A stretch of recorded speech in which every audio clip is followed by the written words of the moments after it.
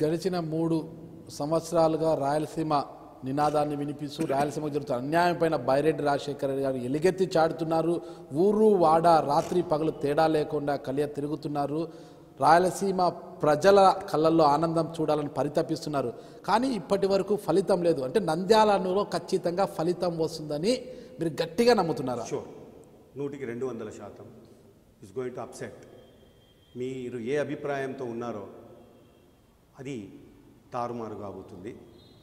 అదే రకంగా డబ్బు రాజకీయాలు చేస్తున్న ఈ పార్టీలకు బుద్ధి చెప్పబోతున్నారు. రాయలసీమ పరిరక్షణ సమితిని సిలిండర్ గుర్తు మీద ఓటు వేయబోతున్నారు. అప్పటికే చర్చ జరుగుతూ ఉంది. హోటళ్లలో కానీ లేకపోతే ఆటోలో ప్రయాణం చేస్తున్న ప్రయాణికులు మాట్లాడుకున్న విషయాలు కానీ లేకపోతే 10 మంది కూడిన చోట జరుగుతున్న డిస్కషన్ కానీ ఇవన్నీ కూడా ఆ సమాచారం మాకుంది. ఇది ఒక అండర్ కరెంట్ ఉంది. ఇక్కడ అధికారం ఉంది అని చెప్పి ఒకవైపున గట్టిగా బయటపడి మాట్లాడకపోవచ్చునేమో కానీ ఆంతర్యంగా ఇక్కడ రాయలసీమ మీద ప్రేమ ఉంది. 3వ పార్టీని గెలిపించుకునాలి అన్నటువంటి ఒక గట్టి ఒక నిర్ణయానికి ఇక్కడ ఓటర్లు వచ్చారు. ఇంకా 40 రోజులు ఉంది. దీన్ని ఇంకా బలోపేతంగా చేసుకుంటూ ముందుకు పోతాం. అంటే ఇక్కడ మీరు చెప్తుంటే ఆర్పీఎస్కి ఆదరణ ఉండొచ్చు, ఆర్పీఎస్ గురించి బైరెడ్డి రాజశేఖర్ గురించి గుర్తించవచ్చు ప్రజలు. కానీ ఇక్కడ ప్రజలకంతా తెలిసింది ఏమంటే తెలుగుదేశం పార్టీ అంటే సైకిల్, కాంగ్రెస్ అంటే ఆస్తము, ఇప్పుడిప్పుడే వైసీపీ అంటే ఫ్యాన్ అనేది గుర్తెరిగిపోయారు. ఇక సిలిండర్ గుర్తు అనేది కొత్తది. అంటే ఈ సిలిండర్ గుర్తుని ప్రజల మదిలోకి జొప్పించజేయడానికి కానీ వాళ్ళ మదిలో ఇనుడింపజేయడానికి కానీ మీరు చేస్తున్న కృషి ఏంటి? ఆ సిలిండర్ గుర్తుని ప్రజల్లోకి ఎలా తీసుకెళ్తున్నారు? కరపత్రాలు ఇచ్చాం. అదే రకంగా సిలిండర్ గుర్తు అన్నటువంటి దాని మీద మేము ఇప్పటికే ఇంటింటికి చేరవేశాం. ఈ గుర్తు దీనికి వెయ్యండి. ఈరోజు చూస్తున్నారు మీరు, ఫ్యాన్ అన్నారు, సైకిల్ అన్నారు. ఇక్కడ నంద్యాలలో ఎన్నడూ ఎక్కడ ఈ దేశంలో జరగని విధంగా ఇక్కడ పెక్యులర్ సిచ్యువేషన్ ఉంది. ఎందుకు మీరు దాన్ని గురించి మీరు పెద్దగా చర్చకు తీసుకురావడం లేదు? అదేమేనంటే ఈ ఎన్నికలలో సైకిల్ ఫ్యాన్ అయింది, ఫ్యాన్ సైకిల్ అయింది. ఇక్కడ తారుమారైనా అంటే ఫిరాయింపుదారులు, పార్టీ ఫిరాయింపుదారులు అన్నది బాగా ప్రజల్లో ఉన్నటువంటి విషయం. ఒరే వీనికి ఓటు వేసినా కూడా ఎవడో ఒకడు వీళ్ళు కొనుక్కోపోతారు, బాగా డబ్బులు ఆఫర్ ఇచ్చి వీళ్ళని వాళ్ళ పార్టీలోకి ఎత్తుకపోతారు అన్నటువంటిది ప్రజల్లో ఉంది.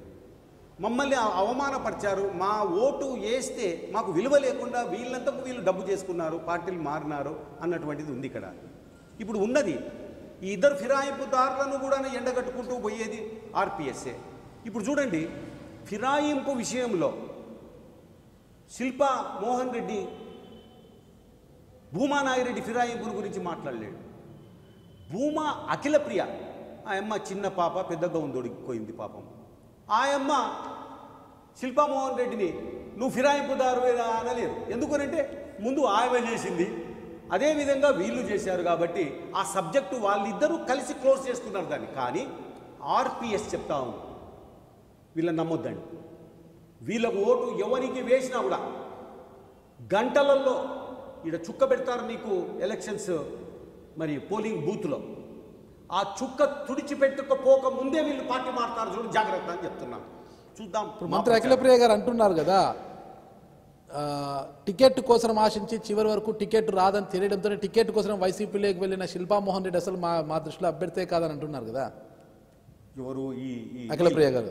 నేను అడిగాను, లేదు ఫిరాయింపుదారుల విషయంలో ఇది రాజ్యాంగములో ఫిరాయింపులు అన్నవి ప్రజలతో ఓట్లు వేయించుకున్న తర్వాత వాళ్ళ ఇష్టారాజ్యంగా వీళ్ళు వెళ్ళిపోవడం అనేది చాలా తప్పిదం. నేను ఇంతకుముందు ఇంటర్వ్యూలో కూడా ఒకటే చెప్పాను, ఒక పార్టీ ఇచ్చిపెట్టి ఇంకో పార్టీలోకి ఎన్నిక కాబట్టి ఇంకో పార్టీలోకి పోవడము, నేనేమన్నానంటే అది వైరల్ అయింది.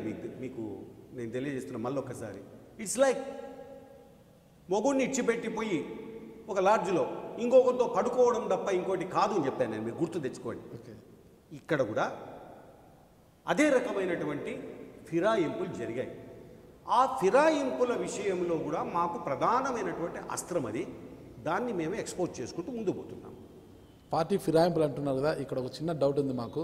మీ ఆర్పిఎస్ నుంచి ఒకవేళ అభ్యర్థి ఇక్కడి నుంచి గెలిచినా కూడా తొలి వ్యక్తి అవుతాడు అసెంబ్లీలో.